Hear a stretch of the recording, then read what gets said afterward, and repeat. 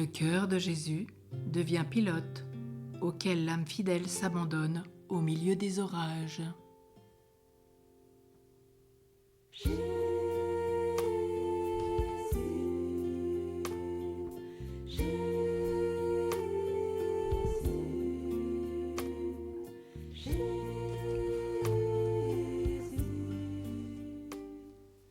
Pour ce qui est d'entrer dans son Sacré-Cœur, allez, que vous devrez vous craindre parce qu'il vous invite d'y aller prendre votre repos.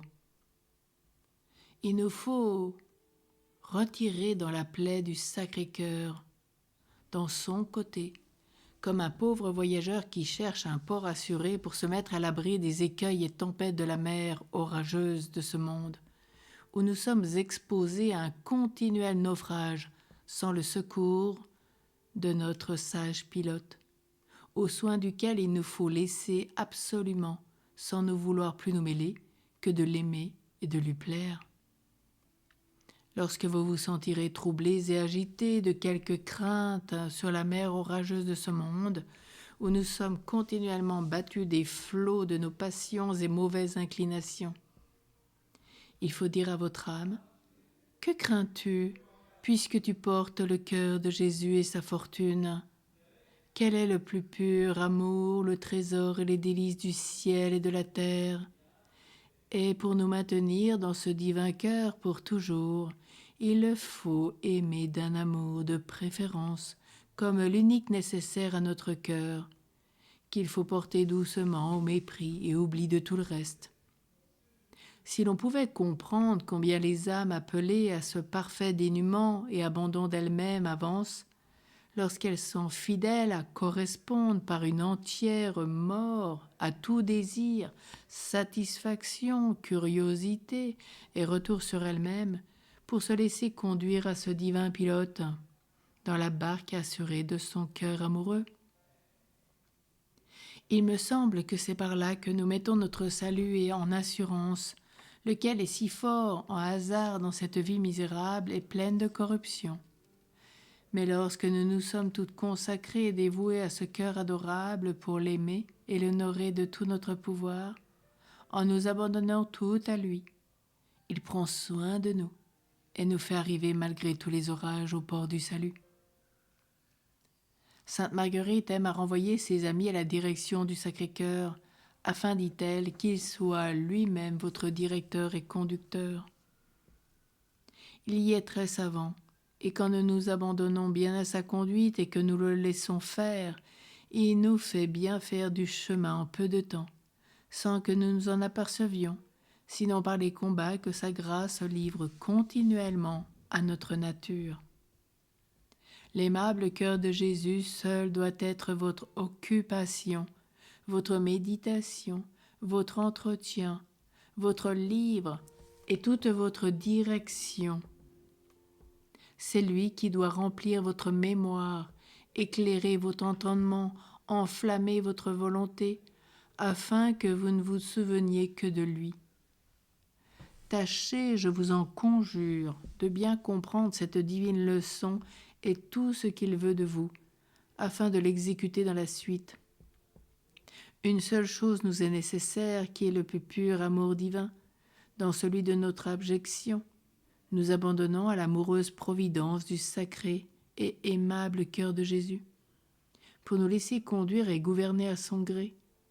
Il prendra bien soin de fournir à ce qui est nécessaire à notre sanctification, pourvu que nous nous appliquions à bien le recevoir selon ses desseins.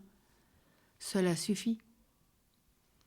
À présent, des conseils sur l'abandon.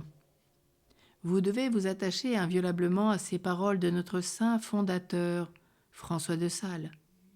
Ne demandez rien, ne refusez rien, mais vous tenir toujours prête et disposée à tout faire et tout souffrir dans le silence d'une âme parfaitement abandonnée, comme je pense que le Seigneur veut la vôtre. Abandon pour le corps, prenant et recevant indifféremment la maladie comme la santé, le travail comme le repos. Abandon pour l'esprit, chérissant les sécheresses, insensibilités, les désolations, et les acceptant avec les mêmes actions de grâce que vous feriez les douceurs et consolations. tenant toujours votre âme en paix, en la faisant agir dans la parfaite nudité de la foi, sans vous amuser aux goûts sensibles qui ne servent le plus souvent qu'à nous arrêter au chemin de notre perfection. Le troisième abandon est celui du cœur, siège de l'amour et de la volonté, laquelle vous devez toujours faire mourir dans le Sacré-Cœur, que vous le laissiez vouloir pour vous tout ce qui sera de son bon plaisir, ne vous procurant ni plaisir ni souffrance, mais prendre avec agrément tout ce qu'elle vous présentera, soit doux, soit amer, puisque c'est le même amour qui vous présente l'un et l'autre pour vous sanctifier à son gré. Demeurez en paix, tout abandonné, sacrifié au Sacré-Cœur de notre Seigneur Jésus-Christ, lequel, il me semble oser vous dire, ne vous abandonnera jamais, mais prendra un soin tout particulier de vous à mesure que vous vous y confierez et abandonnerez par une fidélité inviolable dans les occasions où il s'agira de lui témoigner votre amour.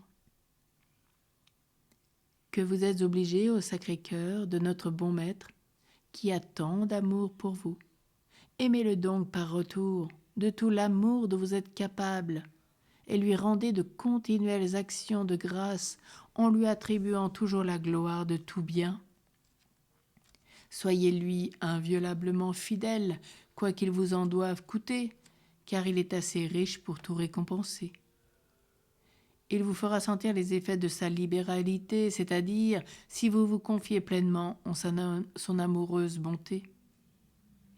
Votre cœur doit être le trône de votre bien-aimé, en lui rendant amour pour amour, dans la fidélité qu'il vous fera connaître, pour lui être agréable. Abandon pour l'amour, abandon dans l'amour, et tout à l'amour sans plus de réserve. Alors il nous explique avec quel amour notre Seigneur conduisit lui-même Sainte Marguerite Marie. Dès son enfance, la jeune Marguerite comprit par sa propre expérience combien il est délicieux à l'âme de s'abandonner à la conduite de notre Seigneur. Pendant plusieurs années, dit-elle, je n'ai point eu proprement d'autre directeur que mon souverain maître, car dès lors je commençais à me connaître. Il prit un empire si absolu sur ma volonté qu'il m'obligeait de lui obéir en tout, sans que je puisse pour ainsi dire m'en défendre, et me reprenait lui-même de mes fautes, pour petites qu'elles parussent, avec une douce sévérité. Je conçus dès lors une si grande horreur du péché que je me cachais pour pleurer à loisir lorsque je m'apercevais d'avoir fait la moindre faute. Je me sentais si fortement attiré à l'oraison que cela me faisait beaucoup souffrir, de ne savoir ni pouvoir apprendre comme il la fallait faire, n'ayant aucune conversation des personnes spirituelles. Et je n'en savais autre chose que ce mot d'oraison qui ravissait mon cœur. Et m'étant adressé à mon souverain maître, il m'apprit comment il voulait que je la fasse, ce qui m'a servi toute ma vie. Il me faisait prosterner humblement devant lui pour lui demander pardon de tout ce en quoi je l'avais offensé. Et puis après l'avoir adoré, je lui offrais mon oraison sans savoir comme il m'y fallait prendre. Ensuite, il se présentait lui-même à moi dans le mystère où il voulait que je le considère, où il appliquait si fort mon esprit, en tenant mon âme et toutes mes puissances englouties en lui-même, que je ne sentais point de distraction. Mais mon cœur se sentait consumé du désir de l'aimer, et cela me donnait un désir insatiable de la sainte communion et de souffrir. Et j'y aurais passé des jours et des nuits entières sans boire ni manger, et sans savoir ce que je faisais, sinon de me consumer en sa présence comme un cierge ardent pour lui rendre amour pour amour. Comme je me plaignais sans cesse à mon divin maître de ce que je craignais de ne pouvoir lui plaire en tout ce que je faisais, d'autant qu'il y avait trop de ma volonté, et je n'estimais que ce qui était fait par obéissance. Hélas, mon Seigneur, lui disais-je, donne-moi donc quelqu'un pour me conduire à toi. Ne te suffis-je pas, me répondit-il. Que crains-tu? Un enfant autant aimé que je t'aime peut-il périr entre les bras d'un Père tout-puissant? Et je te ferai comprendre dans la suite que je suis un sage et un savant directeur qui sait conduire les âmes sans danger lorsqu'elles s'abandonnent à moi en s'oubliant elle-même.